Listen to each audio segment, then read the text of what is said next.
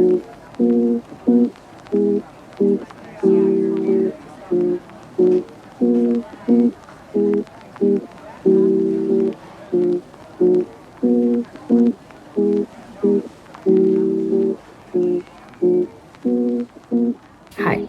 welcome back to this little channel and welcome to the second video in my reading vlog series where I read all of my physical books in my TBR. I'm so excited for this second part of the series that I've been making. The people have spoken.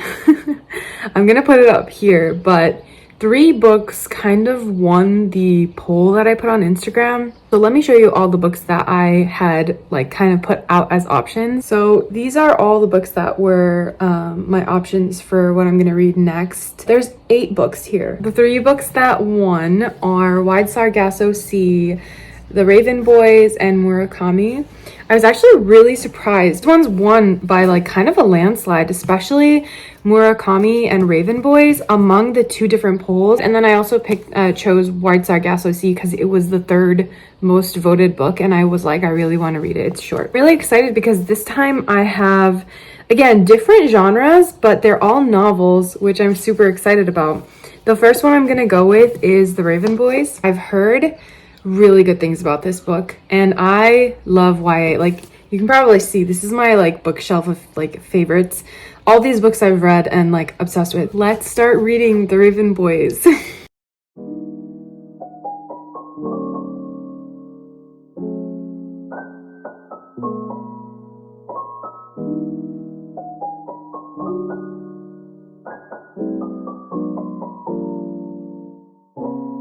Good morning. We have an update. I started reading The Raven Boys because I have the physical copy, duh. That's why it's part of this video. I have gotten so many holds in the library. I decided to pick up the audiobook because it's easier to read it while I'm like cleaning and stuff. I'm on chapter 3 so far, and I'm really enjoying it. Like, the setup is really interesting without spoilers. Raven Boys starts out with this character Blue. So Blue comes from like a magical, like magic having family, but she herself doesn't have any like powers of her own. She just amplifies other people's powers. So one day she goes out with her aunt to sit like at the graveyard and just see, annually they see who's gonna die within that year. And then she sees Gansey, which is another one of our main characters. Then it all kind of like starts to unravel from there. I'm really interested in what's happening so far. Okay, this is so fun, you guys. Adam and Gansey are going to the psychic reading and Blue is waiting for them. This is so funny. That's so funny. No, please, I'm eating this up. Okay, I'm gonna set you guys down here because I'm reading Raven Boys right now. Oh, wait. Set you guys there while I read because this is like a really exciting part for me. So all of them are like officially meeting for the reading, and yeah, so we'll see. Let's see what happens. I'm so excited. This is so good. This is so freaking good.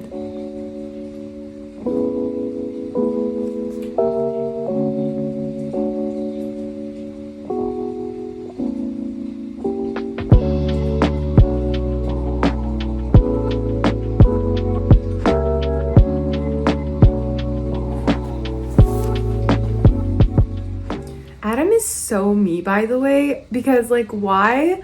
Tell me why, like, at the reading, they basically point out that he has a difficult choice to make, and that choice is very obviously like leaving his family and like settling, like, because his family's like super abusive and stuff. Then Mora, which is Blue's mom, she's like, do you want to ask a question? And Adam's like, what's the right choice?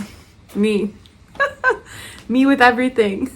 I'm like, oh my god, what do I do? Love that. Also, I love that like they're like, oh, someone's asking you to do something, maybe it's your father, and then Persephone's like, no, brother, and then he says he doesn't have a brother, but it's literally clearly Gansey, and they're so close, and they're like brothers. Anyway, oh my god, wait, okay, look, Mara is still talking to Adam.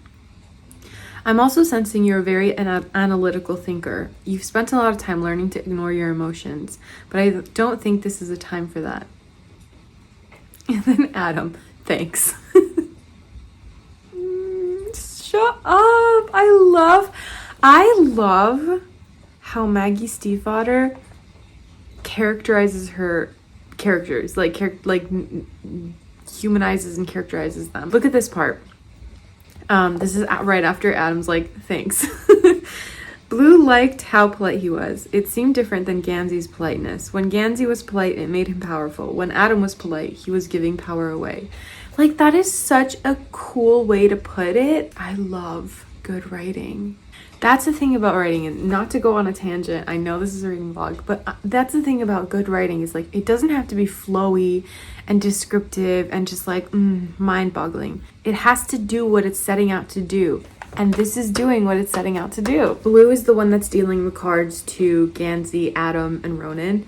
And when she goes to give the card, so she gives Adam his cards first. And she gives it to Ronan, like she's giving it to Ronan right now.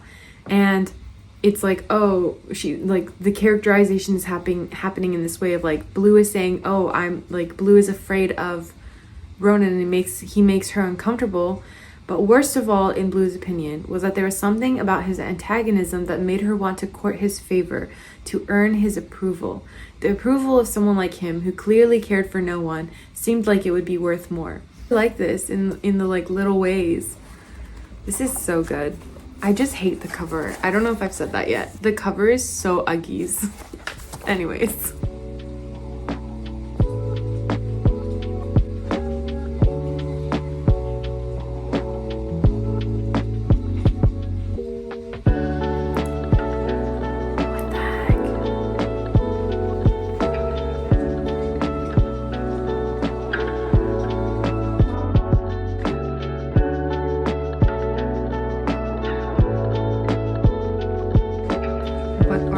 A murderer? I don't know. What the heck?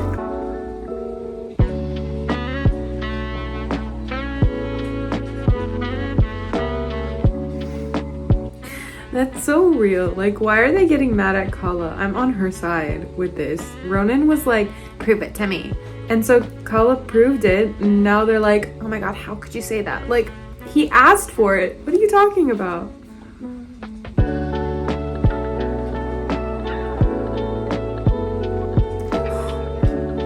What? That's so cute. What the heck? I hate that.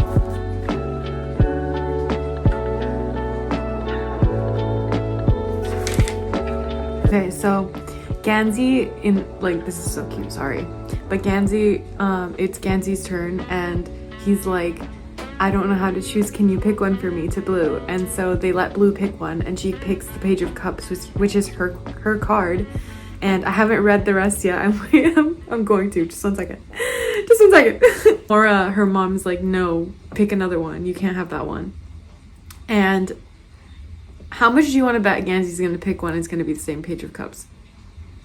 How much do you want to bet? I'm calling it from right now. It was the Page of Cups. Gansy's so real for this because same. Like, so he asked him about the energies and clearly they don't want to tell him about it, the ley lines and the energies and stuff.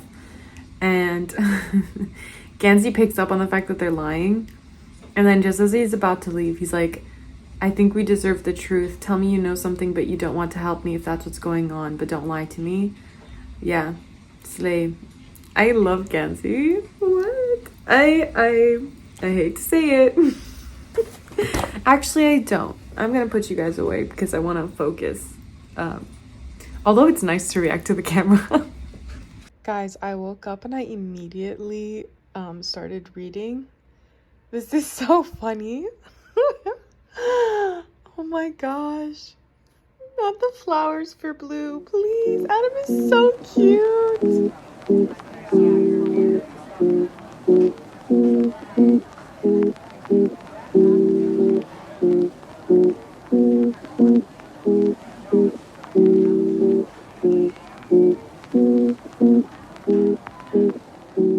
It's snowing, guys.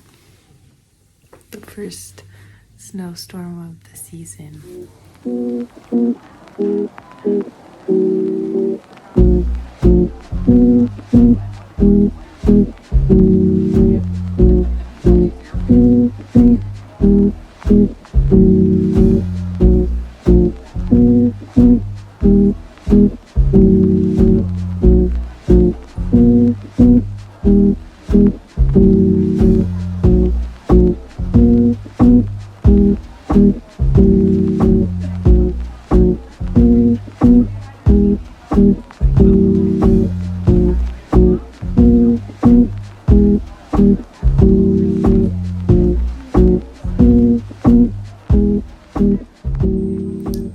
I got to the big reveal, because there's like a pretty big reveal in this book that I had no clue about.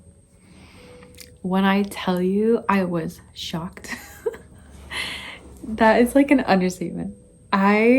This book is so freaking interesting, and I was literally in bed and it was dark, obviously. Like I had my little lights on, but that's it. And I started getting spooked because I was like, yo. My face is shiny because I just did my skincare and I put my lip mask on and everything. Okay, don't judge me, please. I'm on page 389 of 408. Ronan just did something. I'm about to get to the last few pages. This is devastating to me. It is devastating to me that I'm finishing this book, and it's devastating to me that I have another book that I need to get to before I read anything else, because I want to read the next book so bad, and I found it on Libby. I was able to check it out. So literally as soon as I finish Kafka on the Shore, I will be reading the next book. Anyway, okay, sit with me. I'm going to finish the book. Okay, I'm so scared. I need the moral support. Okay.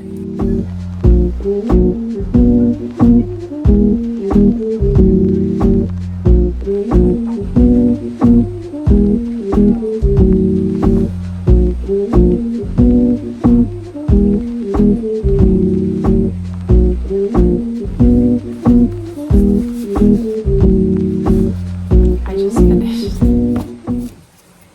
That was so crazy. That was actually so crazy. Very few things in this book that I predicted.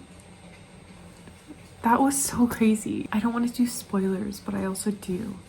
I feel like I'm just gonna have to give this disclaimer that my reading vlogs are going to have spoilers potentially.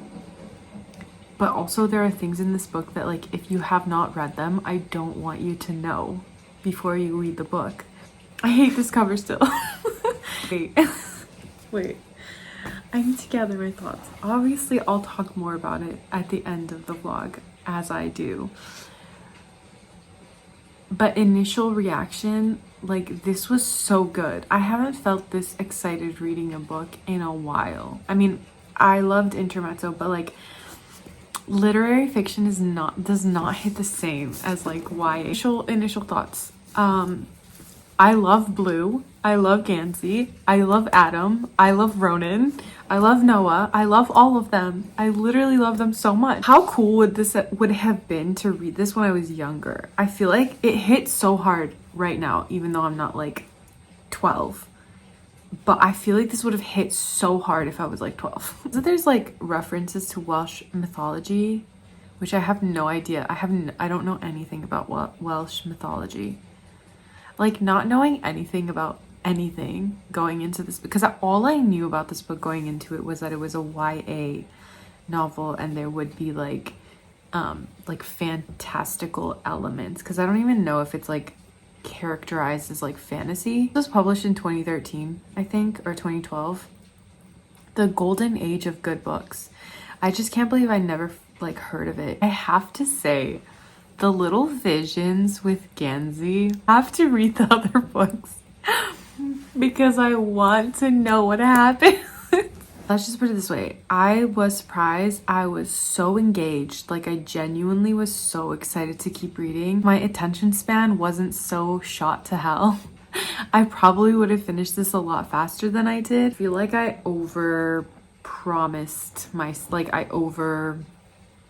overestimated myself with the list. I think I should have stuck to 2 books, but we're gonna do it. We promised we would, and we will. I'm gonna go probably get into bed and keep reading Kafka on the Shore. I started reading it a little bit. You'll see the clips, like we're gonna shift to Kafka on the Shore in a bit, but I started reading it for a little bit because I found it. I was able to check it out on the library on Libby, but I only have 4 days to read it, and I have a lot of work in the next few days, and I don't want to take my physical books with me when I go to England, so I'm even gonna have to just pick a few books from now that I can access on the library. 1 of 3 done. Highly recommend reading it if you haven't. Thank you guys for picking this for me. Actually, thank you guys for picking this for me because I feel so alive. Let's go. We're gonna read Kafka on the Shore next. Okay guys, I got Kafka on the Shore today. Very lucky because it said like 10 weeks and I wasn't sure if I'd get it in time. But I'm starting this at the same time as I'm reading The Raven Boys. But I don't know, something about reading on my Kindle is just so much easier than reading physical books, even though I love reading physical books. But so this is the vibe. I really like this. Sometimes fate is like a small sandstorm that keeps changing directions. You change direction, but the sandstorm chases you. You turn again, but the storm adjusts. Over and over, you play this out like some ominous dance with death before dawn. Why? Because this storm isn't something that blew in from far away, something that has nothing to do with you. This storm is you, something inside of you. I really like that. Sorry, I know I just started the book, but there's a lot that I'm liking so far. And then once the storm is over, you won't remember how you made it through, how you managed to survive. You won't even be sure, in fact, whether the storm is really over. But one thing is certain, when you come out of the storm, you won't be the same person who walked in. That's what the storm's all about. I'm really excited to get into this book more. The only other book I've read by Murakami is After Dark, and I actually really like that one, so. Okay, good morning. Yes, it is the day after I finished Raven Boys. Yes, I'm grinding. So I continued reading Kafka on the Shore last night. Very weird development. So far from what I've been gathering, what I've been reading, it seems like there's 2 main timelines, and then the third one was introduced last night, which I was kind of like, huh? First timeline, which is actually the first POV that you read, which is this 15-year-old boy who runs away from home. I don't know yet why. There's some things that he keeps referring to, maybe this girl's my sister, maybe that girl's my sister, which I'm wondering about, and a couple references to his dad. And then there's another kind of plot line that seems to be going on where intelligence agents are questioning different people about this incident where 16 kids, they went into the mountains to pick mushrooms, and then suddenly they just went on unconscious. A couple hours later they woke up, except for one of them, and the teacher wasn't affected, so they were trying to figure out what happened there. And lastly, POV that got introduced last night is this older man. He's 60 years old and he can talk to cats, which I really liked. That whole chapter I was so invested. It's in the nature of not Kafka. I think it's in the nature of Murakami novels to be a little bit confusing until you get towards the end, and even after that you're still a little bit confused. Because I remember with After Dark there were some things that I left reading feeling what's going on. So we'll see what happens, but I'm actually really enjoying it. I think my brother was saying this is one of his most famous novels, this or Norwegian Wood. Anyways, we'll see. I'm gonna sit and read for a couple hours, and yeah. Okay, I just had to pop my scarf on because we just had a development. You know how I told you there was a talking cat, an old man who was talking to a cat. There was also the 16 kids who passed out or lost consciousness, but one of them didn't. So I'm in the timeline of the military agency questioning people about the 16 kids who lost consciousness, and then 15 of them regained, but one of them didn't. And they just named the one kid who didn't wake up at that point in time, or at that point, he has the same name as the old man who was talking to the cat. So now my only question is, where does the 15-year-old boy play into all of this? I'm 15% through, so Interesting development. Didn't expect this, but now I kind of do. Okay, anyways.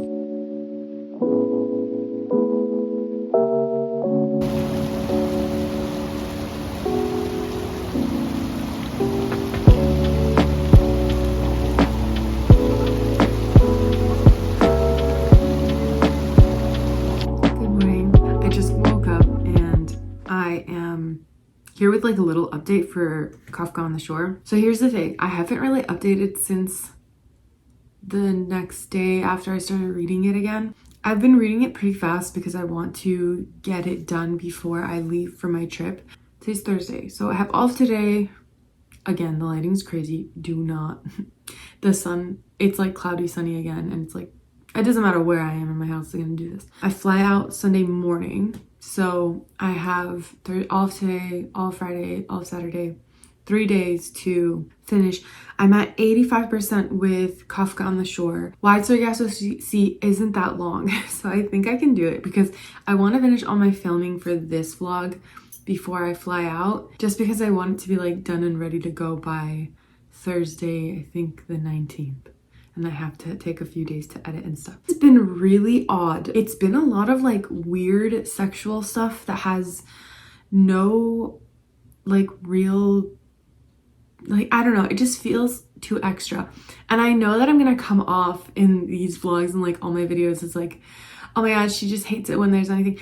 I don't mind it if it's appropriate, and I don't mind it if it like suits the plot, but for this one it just feels weird. And if you think I'm being dramatic, there's literally, the narrator's 15 years old and he sleeps with a 51-year-old woman multiple times. And then it's like excused somehow because there's a 15-year-old in her. I'm not being dramatic, guys. Like, if the sexual stuff is written well and it makes sense and it's not gross, I'll be fine with it. But what do you mean the 15-year-old narrator is sleeping with a 51-year-old woman and there's a 15-year-old inside of her? Am I the only one who thinks this is weird? The crazy thing is, like 60% of the way through reading this, I was so curious to know what other people were thinking. So I looked at the Fable reviews, not Goodreads yet, but I looked at the Fable reviews, and literally like people are like complimenting this up the wazoo and like making such a big fuss about, oh my god, this is so cool and crazy, whatever. I just feel like so far, I'm waiting to see how it wraps up. And I will say something, like towards the middle, I was just like bored of reading. I honestly didn't want to keep reading it anymore. It wasn't even because of the weird stuff, because I was like, I'm going to push through that. Like, let's see just what happens. Potential spoilers, but I thought that Nakata would finally meet Kafka and like there was going to be some sort of a resolution. And then I looked at the percentage and there was still like 30-40% left. And I was like, what? It feels a little long, even though for up to a point, I'd been enjoying it a lot. And there's no denying that like the writing itself is strong. The way that like Murakami writes is very strong. He knows what he's doing. I don't know. I just feel like Oedipus Rex has been done and we're trying to do it again in a modern lens and it's not working. Where like he literally like sexually assaults this girl that's like his friend, and as it's happening she's like, we might not be related by blood, but I'm your sister and you're my brother. And I'm like, what is going on here? And she literally tells him, like, again, trigger warning, but she literally tells him, you are raping me. And he's like, I have sex with her anyways. I get it that like, and this is the thing. We're allowed to write whatever we want to write. I will never say don't write things. I won't ever say that. I just can't. As a writer myself, I would never limit what people are allowed to write. Okay? But what the hell is this? Like, actually, what the hell is this? Like, what is the purpose? Did we sit down and think about like, why am I writing? Because maybe I'm just not smart enough to understand Murakami's like great big plan and like goal. But as the second thing that I'm reading from him, I'm a little concerned. Like, I am a little concerned because I don't remember After Dark being like this. And I feel like if it was like this, I wouldn't have forgotten, because I know for a fact when I finish reading this book, the main things that are going to stick in my head are going to be the talking man, like the man that talks with cats, and the fact that like this and that like really gruesome scene, which that one, like it literally made me feel icky, but I was just like, okay, this is like crazy, but like not a bad thing or anything like that. But there's like this part, again, potential spoilers, I warned you already, but there's this part where like Johnny Walker is cutting open the bellies of cats and like eating their hearts, and I was like, this is really gruesome, but like okay. But it just I don't know, as a second thing that I'm reading from Murakami, I'm a little bit disappointed, and I feel like when I read After Dark, it wasn't like this, and now I'm doubting myself because I'm like, was After Dark actually like this? And my mind just blocked it off. But like, this is what I'm trying to tell you, is like, maybe I forgot. Maybe I forgot. Maybe I need to reread After Dark. And what's such a bummer to me is that I actually like all the super icky, uncomfortable things that are in this book.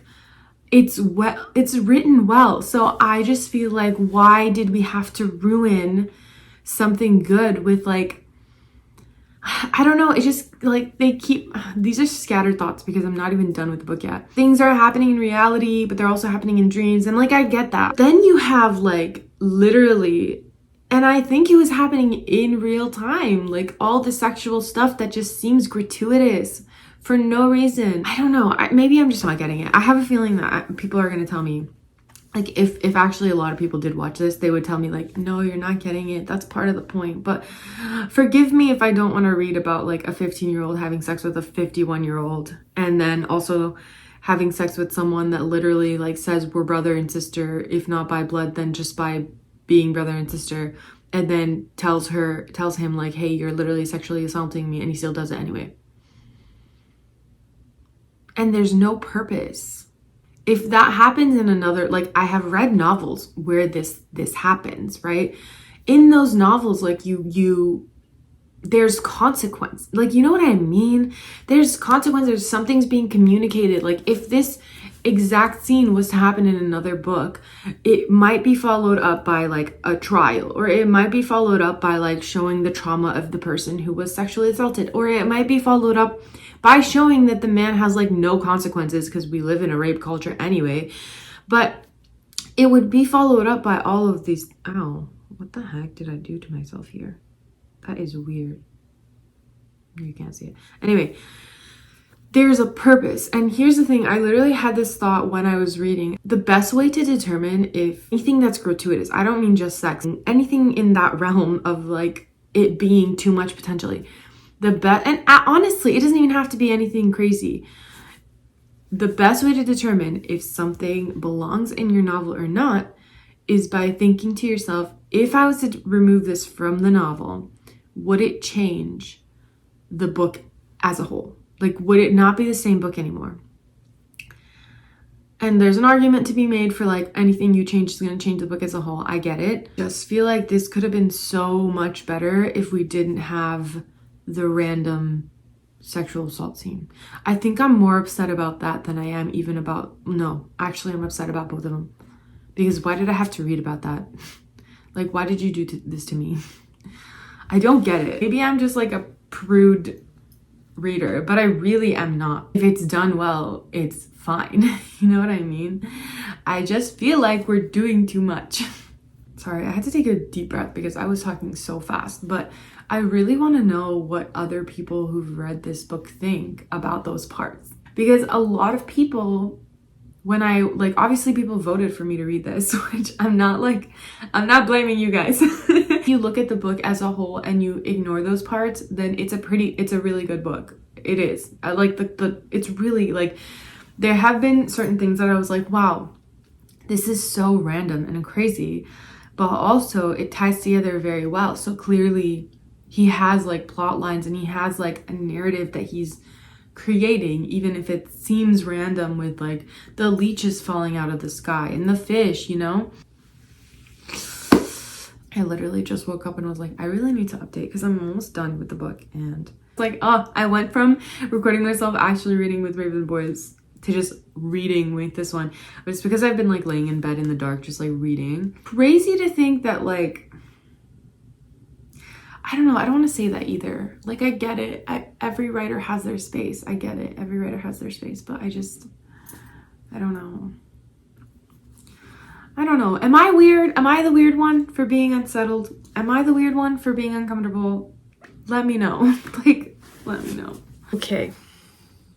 Let me open my Kindle up. I have 11% left, and I think I'm gonna be able to finish it like right now. So I'm gonna record myself for the last 10%. Let's see if anything else crazy happens. We've trudged through the trenches, so might as well keep going. Okay.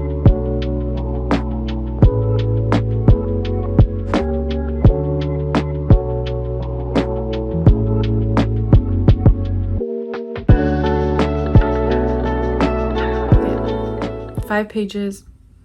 Let's finish this together.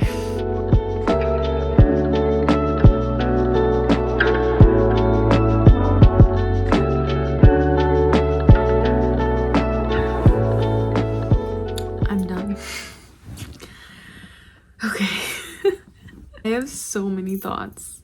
One thing I will say is maybe it's a small redemption, but not really, but maybe. But Kafka calls Sakura and they discuss like having dreams, and she didn't have the same dream as him. Doesn't make it any better, but it makes it a little less gross to me, I guess. I'm gonna look into it more. I'm gonna do like a little bit of research just to see what other people have said and experienced with this book. I don't know how I feel about the book because like the parts that were good, but the parts that were like questionable or even beyond questionable were like, I don't know. Definitely didn't have as much fun as Raven Boys, I will say that. So I have to digest, and I also have to like research. It seemed like most of the comments were, oh my god, I can't believe he did this, like this is so great, oh my god, this is such a good book. I did see a few comments being like, why is this so sexual, overly like icky, which I was like, yeah, agree. I don't know, maybe like 20% of it was like that, but it was like that in like a really gross way. I'm gonna go read Why Sargasso Sea, which I actually have here. It's under my stand. So next book, moving on to the next.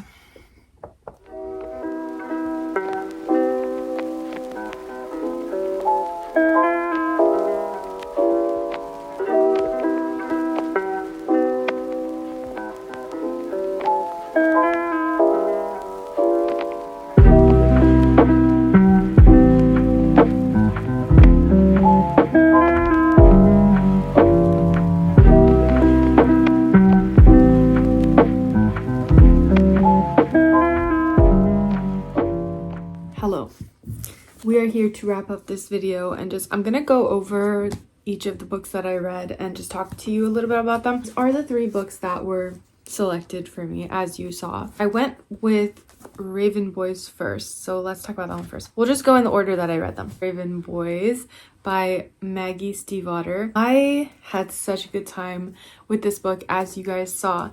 It was so engaging, it was so interesting. I was really just invested in the characters. There genuinely wasn't a single character, I mean, other than the obvious antagonist, but there wasn't really a character that I disliked or felt like I wasn't rooting for. And there were several twists in this that I actually did not foresee. Maybe it's because I also didn't really know anything about the book before going into it, but several things happened. My jaw dropped. I want to read the second book for sure. I have it out from the library right now, so if I can, I'm gonna read it for the rest of the month before the month is up. So that was Raven Boys. I think I said fantasy earlier in the video, I might be wrong, but in case I did, tarot cards and energies and magic, but like proven real. Psychic readings, all of that real. Not to say it's not real in real life, I don't know.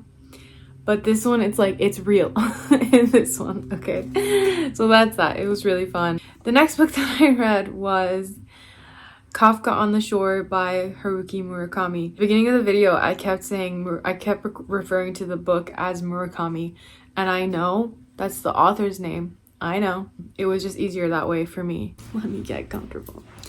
One thing about this book that I will say is that it was surprising to me in a lot of ways. It was what I expected, but also not what I expected. And let me tell you why. So in all the good ways, in all the good things that it did, I found them really enjoyable. Magical realism, surrealism. I have read other books. I've read After Dark by Murakami, but I've also read other books in this genre that I really liked. So in all of that, like in that sense, I thought this was a really good book. Seeing how all the threads of the different stories came together. At the beginning of the story, you have like an interview of multiple different people who were there when like the 16 kids pass out, one of which is Nakata. Over the course of the story itself changes a lot. Even the central characters, they change.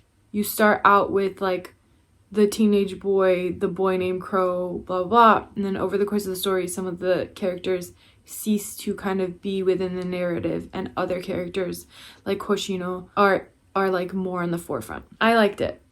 However, like you saw me ranting about for a good while earlier in the video, I felt like a lot of the sexual stuff, the weird sexual stuff, was just not necessary, and not having it in there, or not having it in there in the way that it was in there, might have made this better. I read a post on Instagram like yesterday or today or something. Someone had read another one of his books and commented on how a lot of traditional like patriarchal values, especially like specifically in this case from Japanese culture of like patriarchy and menonism or whatever, exists within his novels. And I definitely thought that this was present here.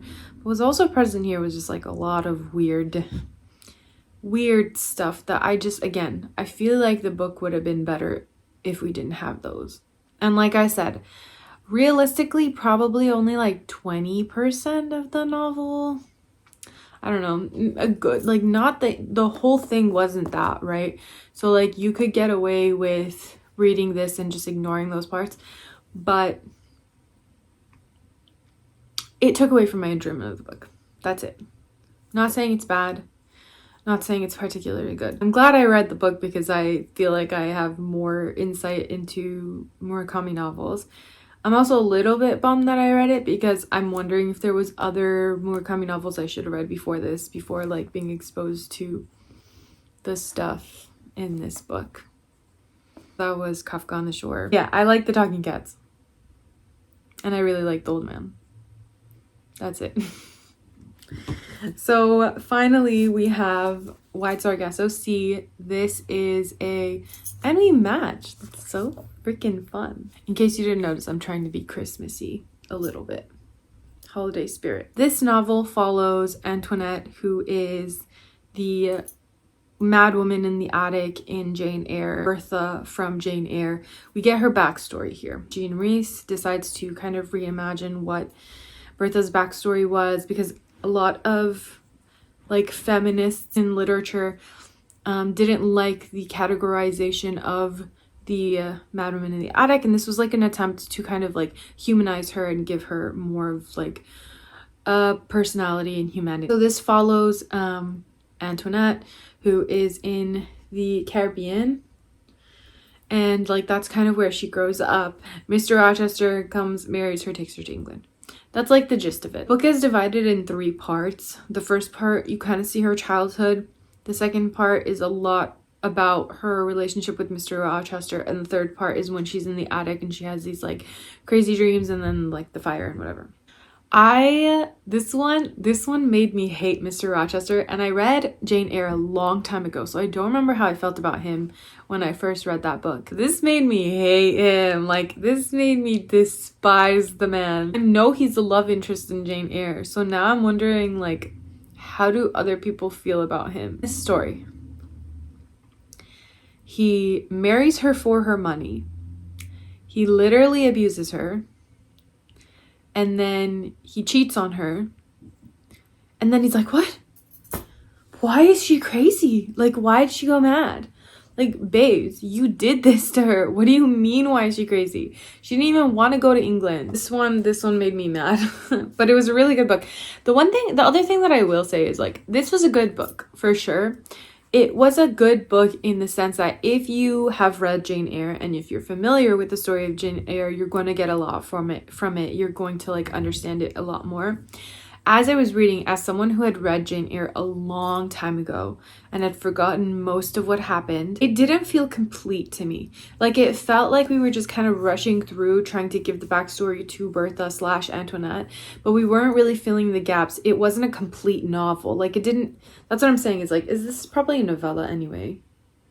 But it didn't feel like a full story. It felt like a very disjointed, we're jumping from here to this, we're jumping from this part to that part. Perspectives would shift back and forth from Antoinette to Mr. Rochester a lot. And sometimes it wasn't clear. It took me a minute to, like, okay, this is whose head we're in. And I'm guessing that the reason for that is it's meant to be, like, accompanied by Jane Eyre, like, having the knowledge of Jane Eyre. Obviously, the author wrote this knowing Jane Eyre. So as a book by itself, like, I feel like I wouldn't say read this by itself. I would say if you've read Jane Eyre or if you're planning to read Jane Eyre, I'm saying Jane Eyre so many times. If you're planning to read that other book, then definitely pick this up because it's fun to have that, like, insight into one of the characters that is honestly pushed into the background. Obviously, she's in the attic. But if you're not planning to read that book, if you're not planning to pick it up and you never have, I wouldn't say pick this up because it's not going to really offer you anything interesting in and of itself. Or maybe it will.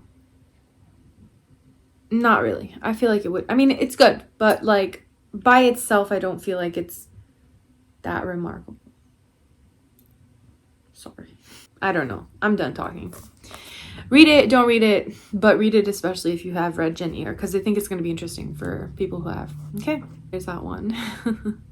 White Sargasso Sea. Okay, so those are the 3 novels, which thank you guys for picking novels for me. I have selected 5 books for my potential TBR for January. I have 5 books selected here. We'll go over them very briefly. Which Have No Feet, which I talked about in my first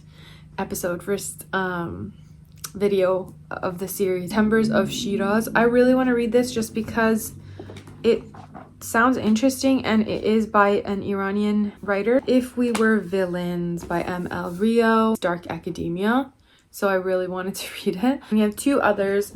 So Rebecca by Daphne du Maurier. I don't know if I'm pronouncing her name right. It might be Maurier. Probably is Maurier. I started reading this, like, got a few pages into it, and then I was like, this is so small. Maybe I shouldn't have gotten a mass market paperback, but I love mass market paperbacks.